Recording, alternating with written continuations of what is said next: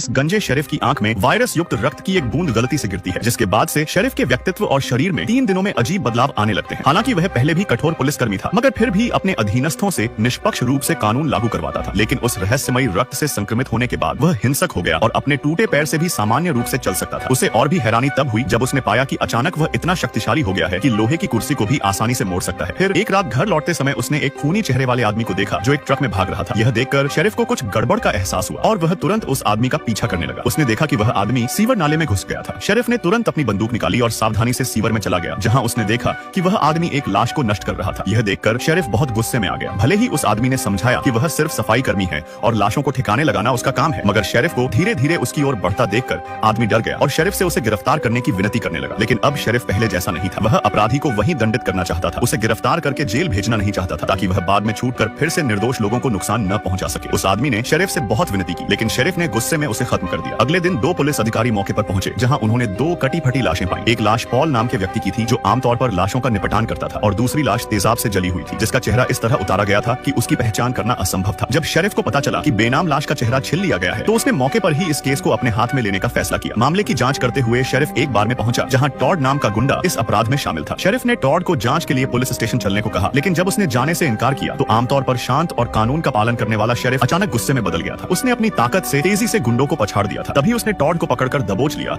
और तब तक उसे पागलों की तरह मारता रहा जब तक कि टॉड ने आत्मसमर्पण नहीं कर दिया। अंत में उसने बेनाम लाश के इतिहास के बारे में पूछा, जिससे पता चला कि एक प्लास्टिक सर्जन था जो गैंगस्टरों के चेहरे बदलता था। वह टॉड के जरिए पीड़ितों की लाशों का निपटान करता था। फिर शेरिफ ने गुंडे को सीधे अपनी कार की डिक्की में डाला और उसके निर्देश पर प्लास्टिक सर्जन के क्लिनिक में पहुंचा, जो जमीन के नीचे बना हुआ था। वहां उसने देखा कि सर्जन एक मासूम औरत का चेहरा उतारने की तैयारी कर रहा था। शेरिफ को और भी ज्यादा हैरानी तब हुई जब उसने पास के घोल में 5 से 6 चेहरे तैरते हुए देखे। यह देखकर शेरिफ फिर से गुस्से में आ गया। उसने सर्जन को कई मुक्कों से मारा और फिर बंदूक निकालकर उसके सिर पर तान दी, लेकिन सर्जन के एक अजीब वाक्य ने अचानक शेरिफ को होश मिला दिया। फिर भी शेरिफ उसे गिरफ्तार कर पुलिस स्टेशन ले गया और सामान्य प्रक्रिया के अनुसार मुकदमा चलाने की तैयारी की। लेकिन उसे नहीं पता था कि सर्जन अपने कॉन्टैक्ट्स का इस्तेमाल कर कानूनी सजा से बच जाएगा और फिर बेशर्मी से मेयर की पार्टी में शामिल हो जाएगा। यह देखकर शेरिफ पूरी तरह से गुस्से में पागल हो गया। उसने सर्जन के बाथरूम में जाने का इंतजार किया और फिर चुपके से उसका पीछा किया ताकि वह अपने तरीके से न्याय कर सके। उसने अपराधी सर्जन को बहुत मारा। मारते समय जब सर्जन ने कहा कि तुम्हें कानून का पालन करना चाहिए, तो शेरिफ का कहना था, मैं ही कानून हूँ और मैं ही अपराधी को दंड देने वाला न्यायाधीश। यह कहते ही शेरिफ ने धक्का देकर अपराधी को इमारत से नीचे फेंक दिया। शेरिफ का मौके पर ही न्याय करने का तरीका थोड़ा कैजुअल था। और फिर वीडियो लाइक करने पर पार्ट 2 मिल जाएगा।